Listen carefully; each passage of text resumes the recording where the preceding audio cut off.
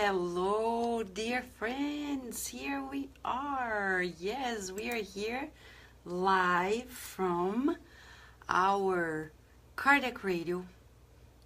And today we are studying for the 40 nights with the Promise Consoler. And this is day or night 40. Yippee! Celebrating. Party time. We made it. Thank God. We made it. That was a collective effort of discipline. Yes, discipline is essential for evolution. And every day we are here challenging ourselves to the commitment of knowing more, feeling more, so we can do more and do it right. Right?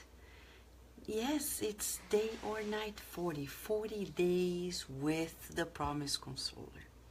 It has been a beautiful journey. A journey in which we are learning not only the verbal but the non-verbal messages.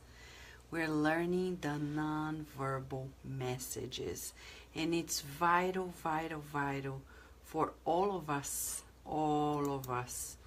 to really be sure that these messages are permeating our hearts, changing our lives.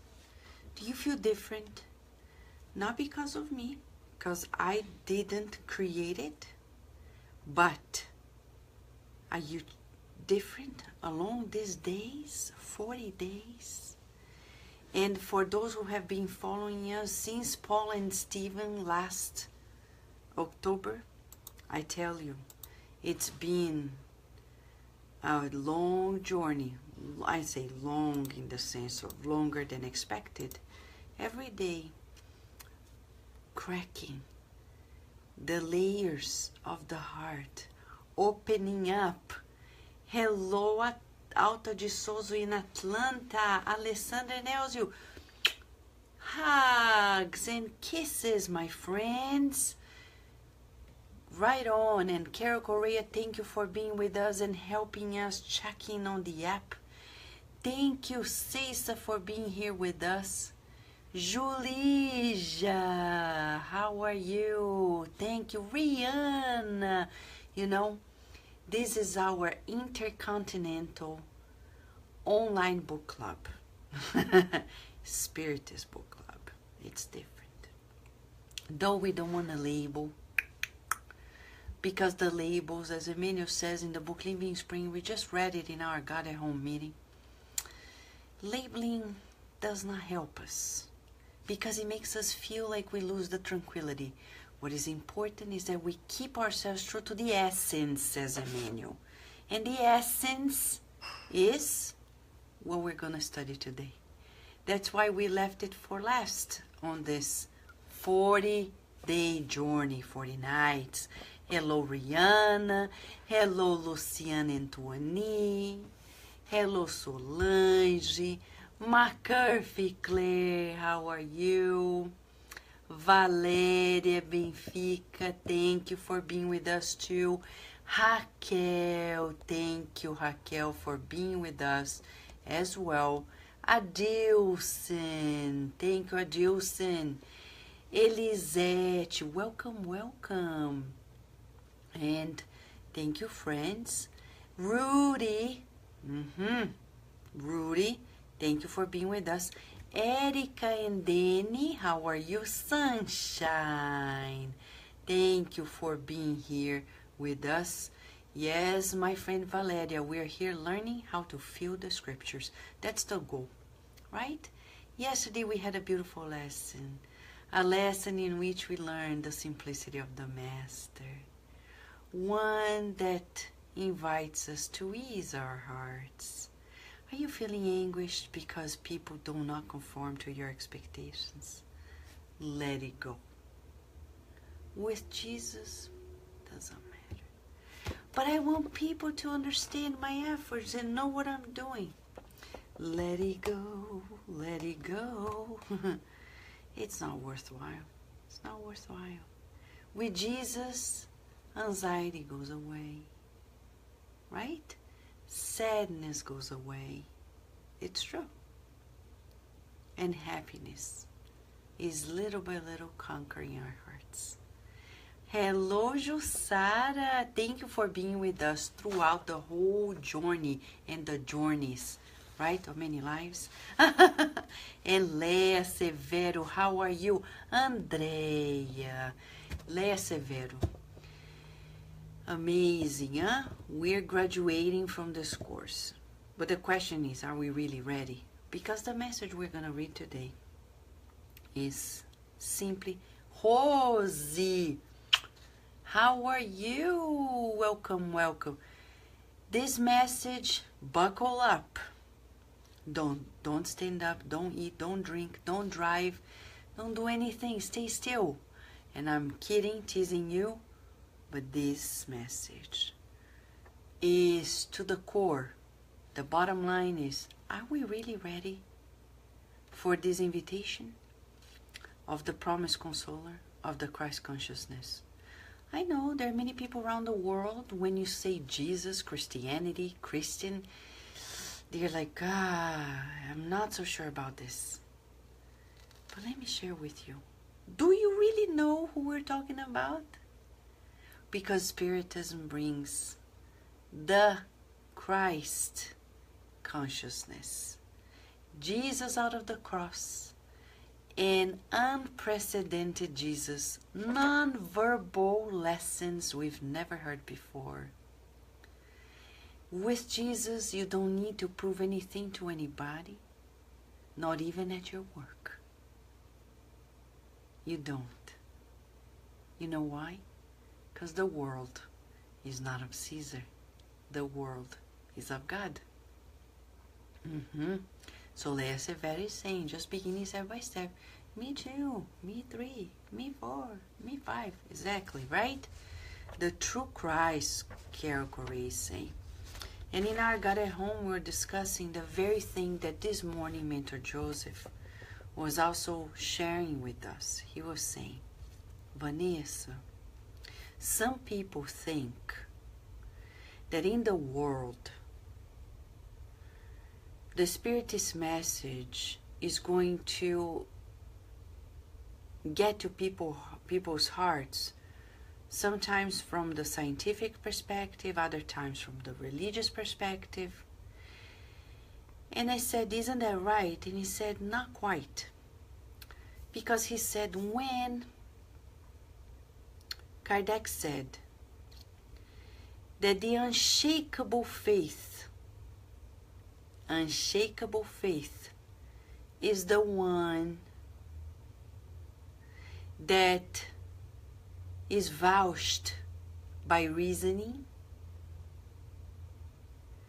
He is saying that for some people will come to that unshakable faith through faith, others through reasoning. Some people, you don't need to prove them that God is love. They know it, they feel it. For others, we need long discussions, reasoning after reasoning, so they start feeling. Which one of the two are we? It's not the science, it's about the reasoning. Of course, science relies on reasoning, but it's not about the cold aspect of science, because the Spiritist scientific perspective is about the reasoning of this understanding. Okay? So we are being invited in this journey to feel, because our reasoning already points to the direction, but we need to align the feeling. So we really conquer the ultimate unshakable faith. Do you have the unshakable faith? Test before we read this message. Unshakable faith is one in which you may have a president in your country that is going nuts, but you trust in God. And you know that this president is a child of God, and nobody's allowed to do whatever they like without limits, because God is the only supreme power. There is no two supreme powers in the universe. Unshakable faith. Unshakable faith is the one in which you are jobless, you're out of a job, but you're not distraught. You know each and every day that you're going to make efforts to find another job, but you are not going to escape from facing the reality or be in deep revolt, rebellious against the situation. Unshakable faith is when you know that your child is diagnosed with a severe condition, and you look on to the on high, feeling in your heart that you know there is a reason. We know everything's going to be fine, and this is not going to be the end of the world. Unshakable faith. Unshakable faith is the faith that Stephen and Abigail had when they were seeing their father, Joshadeb, being punished and killed in front of them, and they didn't lose courage to keep on living. Unshakable faith is the one that live ahead, and this is the book 2,000 years ago, and this is not a fiction, it's a true account. Livia, who got to know of Jesus Christ, and she embraced it as a Roman, a patrician in the ancient Rome time, and she embraced the certainty that everything's for a reason, and that she was being slandered and put aside by her beloved husband without being justified. But she knew there must be a reason. She never gave up. Her husband didn't agree with her Christian belief, but she kept on embracing it. Unshakable faith is the one that Mother Mary had. Seeing a child, and angelic, and I'll say this quote unquote, we could discuss the term, child being born flawlessly, living and leading a life of love and love for others, and being murdered brutally the way Jesus was. And she didn't lose her mind. That is unshakable faith. Are you ready for it? Are you ready for it? So here we have the opportunity of reading this. Okay? Let's see. Hello, Enilda. Thank you, Julija. I think it's probably your system, because I can see here that we're doing fine. Hello, Rita Di Cassia, Duska. Chapter 35 from the book Lázaro Redivivo, which is not in English yet, but coming about. Chapter 35, and he left alone. When Jesus was accompanied by the crowd in that shining morning, he lovingly reflected with himself, friends, this is the first time ever that we enter the mind of the Christ. Are you ready for it? Listen to the thoughts. Thanks to the Spiritist teachings, it's the first time that we are in the mind of the Christ.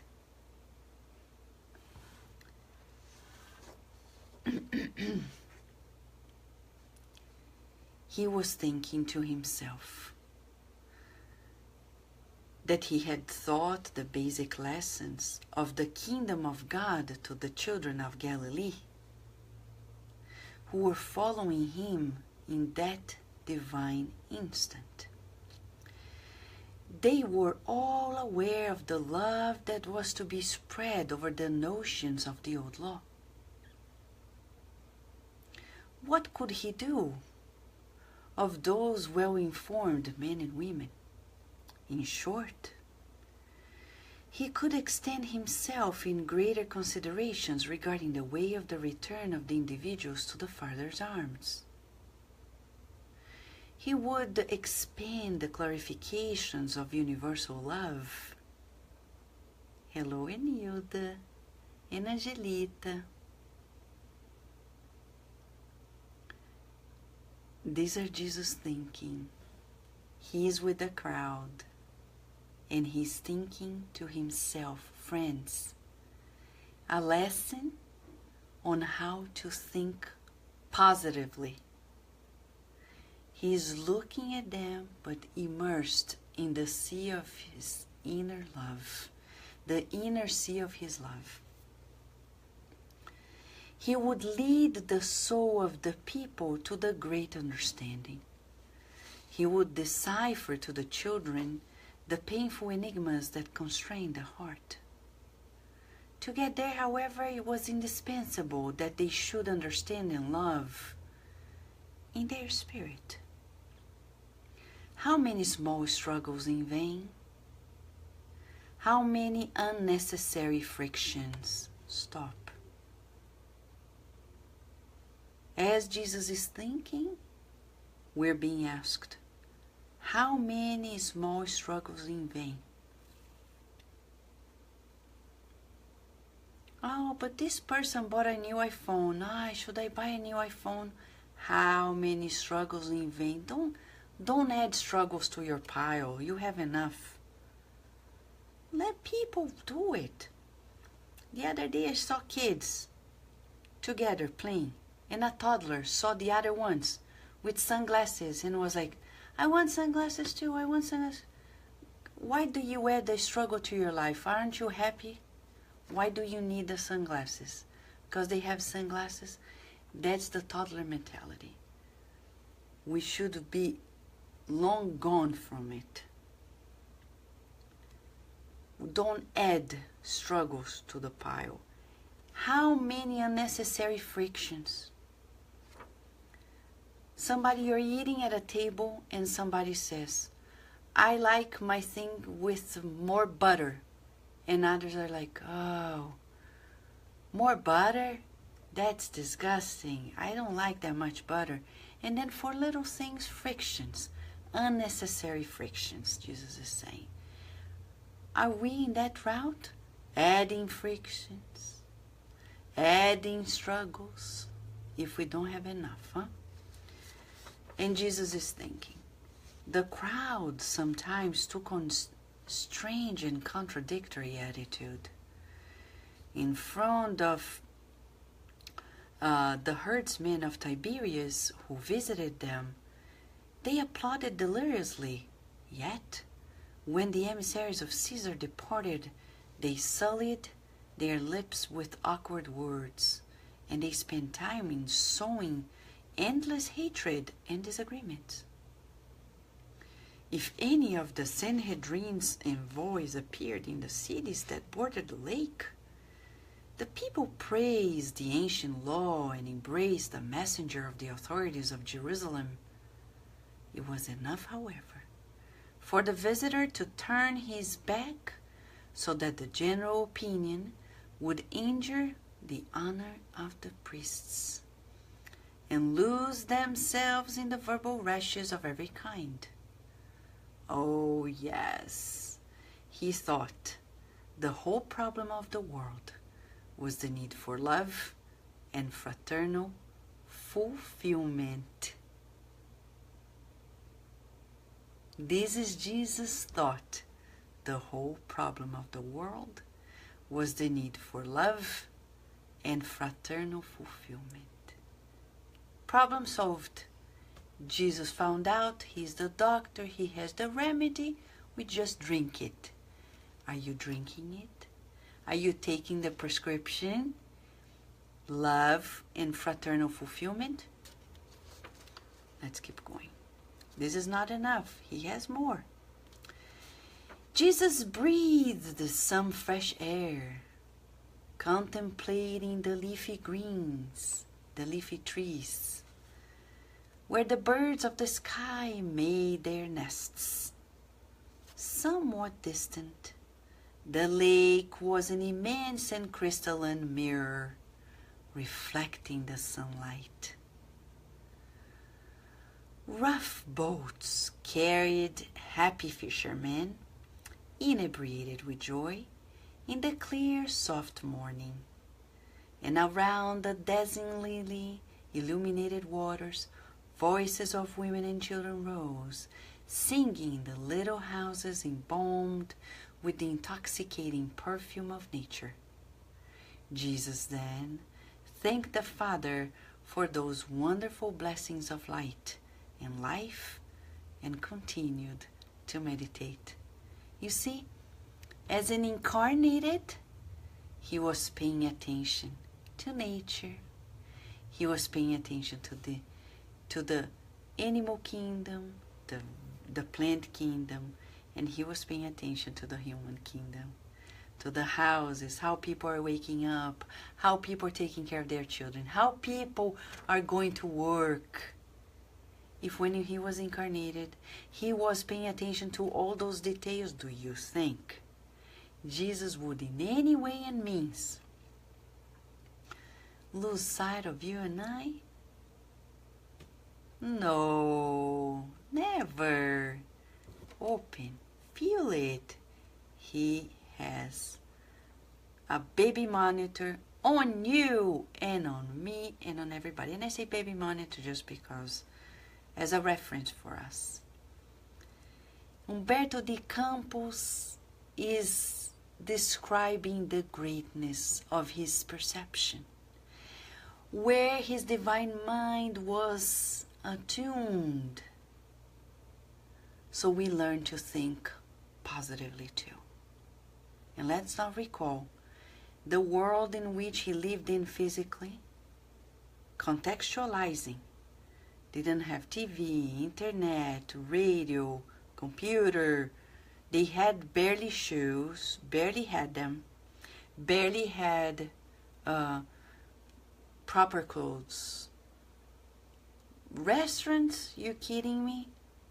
They had inns. Everything was so dry. The land where he were was dry, and it was not compared to several locations we have on the earth nowadays, and especially to the comforts of the current time.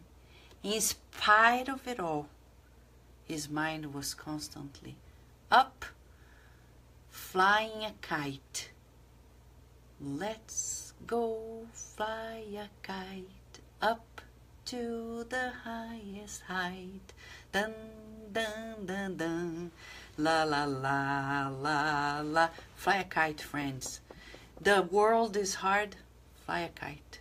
Thoughts up, heads up, and keep focused. Focus on the good. Focus on the good. Because good has God. Right? You want more from Jesus? Right, Carol? McIlvain? Aha, and Carol Correa? I wish Carol Correa were here by my side because she knows the lyrics very well. Let's go fly a kite up to the highest height. Dun, dun, dun, dun. La da dee da da. I feel like singing because with these beautiful thoughts of Jesus, right, Renata? Singing and dancing, embracing everyone, forgetting the frictions. Why do you need more of them if we already have them, right? Then Jesus, back to his meditation, his thoughts Listen. Why such spiritual blindness in human beings? Why? Didn't they realize the paradisical condition of the world? Jesus is talking to you and I now. Why did human beings shy away from the blessed concert in the morning?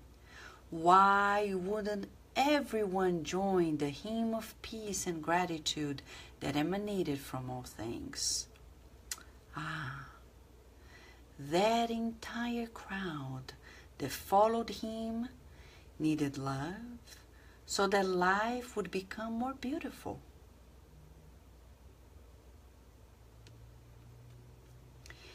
You see how humble Jesus is? He didn't say, they need me. No ego. He's connected to the Father, so he knows that he's the bridge.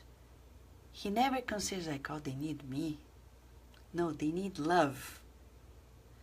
So that life would become more beautiful. He would teach them to give each situation its fair value. Who was Caesar but a laborer of providence, subject to earthly vicissitudes like any other person? Wouldn't the Roman emperor, responsible for millions of individuals, deserve fraternal understanding? Handcuffed to social and political obligations and aware of the superficiality of things, wasn't it reasonable for Caesar to make many mistakes, deserving even more compassion? Pause. Anybody here casting a stone on President Trump? Raise your hand. Did we hear what Jesus was saying? And he was talking about the Roman emperor that was way worse. Way worse. And he is teaching us to feel compassion. Do you think it's easy to administrate? Like in your home, just our homes. You have several people living with you, and you have to accommodate everybody's needs. And because of that, sometimes you don't accomplish what you need. It's hard. Imagine when you're guiding millions of people, interests coming from right to left. He's not justifying the person, but he's saying, hello, let's have compassion. Because what if you and I were in the same position? Would we be any different? How can we guarantee we would? Kierkegaard is saying not at all. What about the heads of the Sanhedrin? For those who don't know, they are talking about the political religious administration in the Jewish traditions. Weren't they suffocated by the proud traditions of the race? And we hope we're not repeating the mistake. Could they reason wisely if they remained fascinated by the authoritarianism of the world? And the master reflected, oh, how unhappy the Roman ruler would be to judge himself indeed king forever, distracted from the hard lesson of death. How unhappy would be the high priest that supposed he could replace God himself. You see, these are thoughts teaching us compassion. As we go into Jesus' mind, thank you Humberto de Campos, Chico Xavier, we finally are learning how to think of love, with love, compassionately. Are you ready for it? Yes, he would teach his followers the sublime wisdom of brotherly understanding. how often we meet people, they have their defense mechanism. And the other day I was talking to somebody, and the mentor Joseph said, Vanessa, do not defend yourself. Do not proclaim anything. Just listen. And understand that this person is right now imprisoned in some suffering. Suffering that needs your understanding, your silence, and your prayer. Just keep it. Thank you, Mentor Joseph. I will practice it.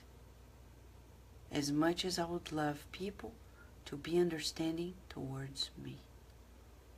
Right, Enilda? Yes. You ready? Wonderful. Taken by confident expectation. Now, this is our beautiful understanding of it. Taken by confident expectation. The Messiah turned to the people, implying that he awaited the verbal manifestation of his friends, and the crowd approached him more intensely. Okay? Sunshine is kindly asking, how was Humberto de Campos able to go into Jesus' mind? Let me share with you, Sunshine.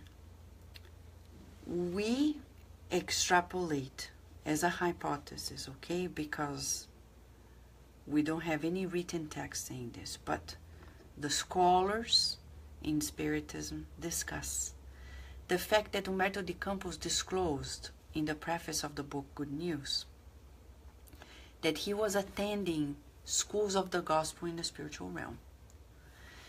Schools in which, can you imagine schools in the spiritual realm, not to become priests or, no, to study the message of the good news. Without this labeling, Christian, non-Christian, like the good news, purely as Jesus brought to us. So if in our material schools we have computers, DVDs, Blu-rays, etc., imagine there. We know that everything is recorded in the universe. So we conclude that those study sessions contain actual materials recorded from the very passages and giving access to deeper contents regarding, for example, what Jesus was thinking. Leon Denis in the book After Death, Kardec in the book Genesis, talks about the fact that and André Luiz in the book Evolution into Worlds, they talk about the fact that our spiritual body records everything we feel, everything we say, everything we do, everything we think. It's recorded. It's not lost. So it's there like a computer, accessible. And we can go there and revisit. To the point, for example, when you go to the book Sex and Destiny, one of the characters is in the spiritual realm going through a therapy of regression of previous lives in the spiritual realm. And the description that André Luiz brings to us is about the thoughts that she was having, the feelings that she was having, and that was something that happened in the spiritual realm, and he had access to the depth of the thoughts and the feelings. Nothing is lost. Everything is vibration. That's how it's possible to access. But this is just a simple way of understanding, Sunshine. Sincerely, we're yet to receive a deeper understanding of the mechanism of accessing the archives of such experiences, whether being Jesus' thoughts or anybody's thoughts. Right? Exciting? It's just exciting. Because I want to know more, but I want to feel more as well. So Jesus is there thinking we need to give them an understanding about the importance of brotherly love. And then he turns to the crowd and starts opening up. And then people approach. Some apostles were in lively conversation while walking ahead of the crowd. Okay, so he stops. The apostles are walking and he is about to listen. So a man named Matthan exclaimed, Rabbi, he was a resident of Capernaum, we are tired of enduring injustice. It is time to take on the government, our freedom and our autonomy. The Romans are debauched sinners in transit to hell, basically. We're done. Power needs to be taken over. What did Jesus do? He kept himself silent. Jesus listened in silence. Emotional administration. Jesus is teaching us, let people speak. You don't have to say anything, just listen. And before he could say anything, Rachel, wife of Jeconiah, complained harshly. Observe the bubbling emotions of the people. Okay, one is exclaiming, the other is being harsh. Rabbi, we cannot tolerate the unconscious administrators, like many people are saying today. My husband and my children are miserably paid at the services of each day. Often we do not have what it takes to live as others do. The children of Anna, our neighbor, flatter Roman officials, and for that reason, they are comforted and doing well. And Esdras, a presumed 40-year-old Jew, who disrespectfully approached as a passionate adept, he was urging the prudent leader to come forward, saying, to the revolution, to the revolution. An old man with grayish beards said, Rabbi, I know Caesar's preachers and the infamous servants of the Tetrarch. If we do not change the direction of the government, we will starve and be experiencing deprivation. The Lord listened with deep pity. He, Jesus, verified with infinite sorrow that no one wanted the kingdom of God, the one that he was bringing about. Pause. Are you looking for Jesus like these people? Am I looking for Jesus to come and solve my problems, revolutionize the world, take this president away, put somebody else, change my boss, change my spouse, change my child, change my car, change my job, change my health, change my beauty? Is that why we're looking for Jesus? Because he's not coming to us for those purposes. No? No, he's not. But many people don't know. They even come to Spiritist Center saying, I came here because I'm having problems at work. Okay, and when the problems disappear, what do? Disappear. You will come back and forth, back and forth, back and forth. Because from now to the grave and onwards, challenges will happen one after the next.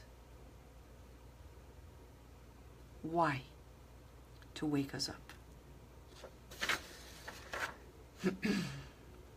For long hours, these details cannot be overlooked. For long hours, members of the crowd recriminated the Roman emperor, attacked illustrious patricians who they had never seen closely.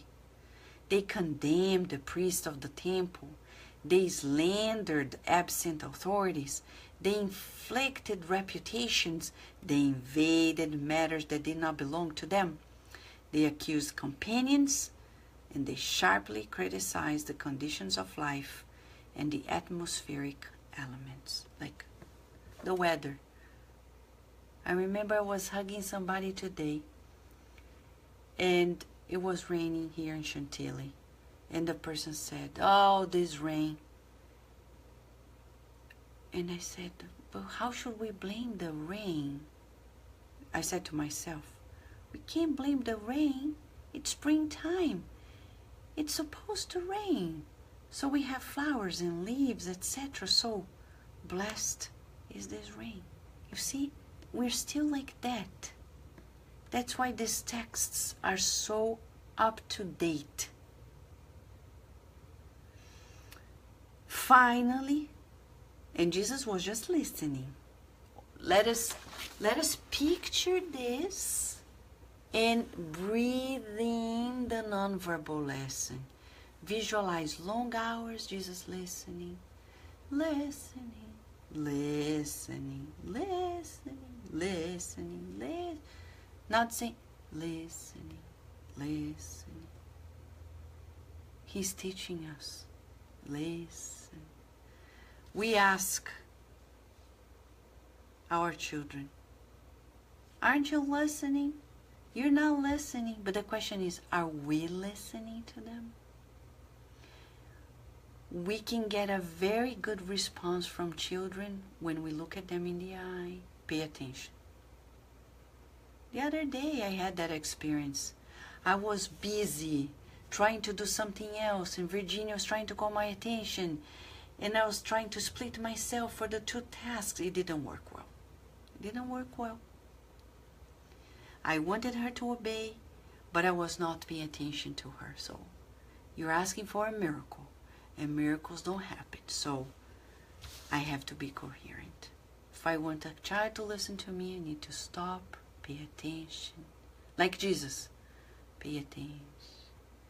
Listen, and listen, and listen, and listen.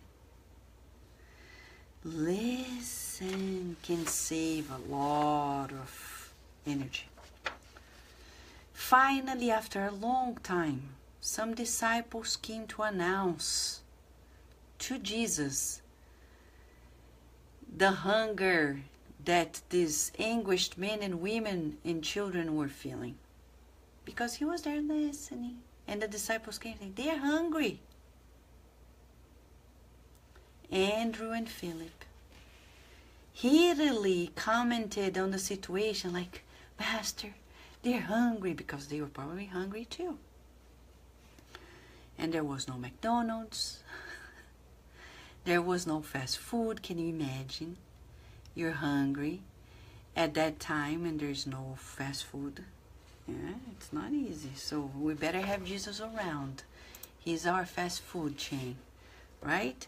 Jesus looked at them meaningfully and replied melancholically. It's always that melancholic look, melancholic friend. No wonder, for many hours they do nothing but mutter in vain. What did Jesus say? They are spending their energy uselessly. Why am I hungry? Probably I'm not learning how to manage my energy. I'm spending uselessly, and there I go hungry again. Am I like this? This is what Jesus said. No wonder. For many hours they do nothing but mutter in vain. This is our Master, as touchable, as tangible as it gets. Tangible Master. Can you feel it? It's fascinating. Then Jesus looked through the hundreds of people who were with him, hundreds, and said, deeply moved, to everyone, I have the bread of heaven for everyone. But they are too worried, preoccupied with their stomach to understand me. That's why we're being asked tonight, are we ready? Because Jesus has the bread of heaven. You want to eat this or the other bread? Which bread do you want? Bread number 1, the bread of heaven. What does it taste like? You only know if you taste it. Bread number 2, the bread that you find in your kitchen, in the bakeries, etc. Which one do you need? Because if you need bread of heaven, Jesus has it. He's the only one. With deep compassion for the ignorant crowd, Jesus took stock of the small loaves he had. He blessed them and multiplied them, satiating the hunger of the afflicted people.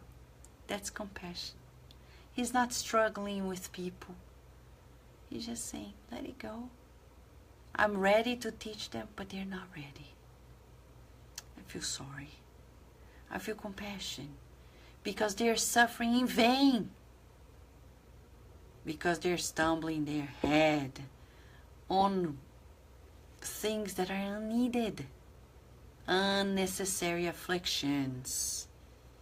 But He's the loving and compassionate Master, and He's giving what they need. They need the bread of Jesus, so be it.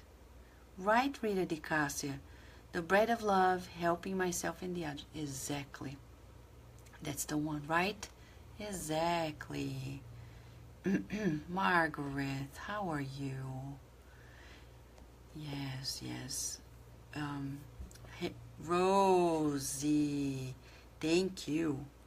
Now, while the disciples gathered the abundant remnant, many Galileans struck with their right hand on the belly. Now, visualize this. Right hand on the belly. And affirmed, now we're satisfied. In front of Jesus. The Master contemplated them in silence with anguished sadness. And after a few minutes, He left the people to the disciples.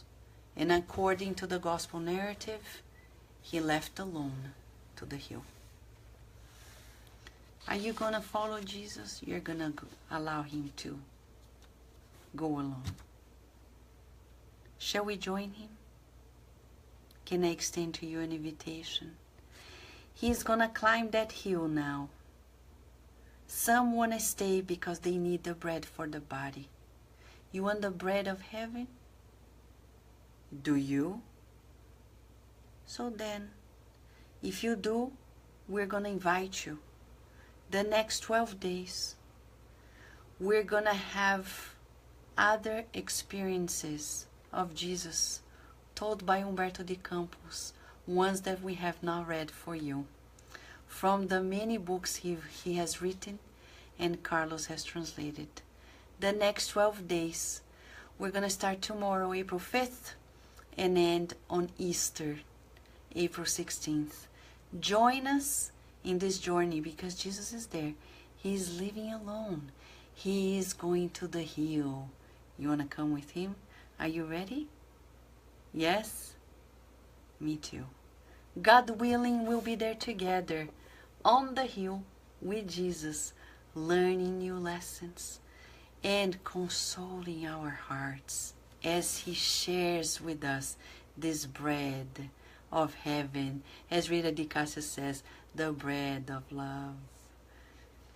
Thank you, friends, and just wait and see. Tomorrow we'll be here at 11 p.m., God willing, for 12 more days with Jesus. And you know, after these 12 days, something bubbling and surprising after Easter. The mentors are bringing the plans because they know we're willing to do this march. Thank you, Sunshine. Thank you, Léa Severo. Thank you, everyone. Adilson, Angelita, Rita de Cássia, Jussara, Carol Correa, Katia, friends from South Africa, Rihanna, Besco, and also Julija, Valéria Benfica, Luciana Tuani, Dani, and Erika Ceissa. Thank you, friends Solange, McCarthy Claire, Raquel, Elisete. Thank you, Rudy. Thank you so much. And Andrea Torres, Rosie, thank you so much. And let's be together, right? And what do we do in the meantime? Let's go fly a kite in the hill, on the hill with Jesus, up to the highest height. Let's dun dun dun, la da dee da da da. And a lot of love. After all, that's all we need.